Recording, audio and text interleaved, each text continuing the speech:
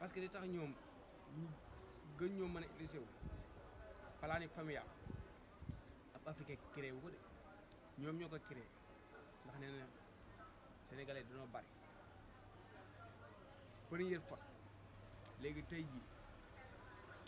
dina defar ay comprimé ngir dimbale ñu ko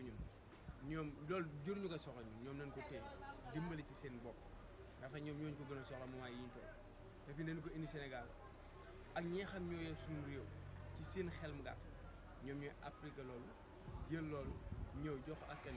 bi nit ñi utiliser ko faatu fa yàlla ñëpp dañuy dee ko utiliser da ngay dee parce que ñoom loolu lañ jël décision bii nii mu bëgg ne nit ñi ngeen xalaat bu baax te yeewu maanaam nag ñi nga xam ñoo nekk ci bopp réew mi suñ ko jëlee yéen ñi nga xam yéen askanu Sénégal ku ko indi si kër bu ñàkk sa doom bu ñu jox sa doom mën a ñeen am mat gu doy sëkk sàmm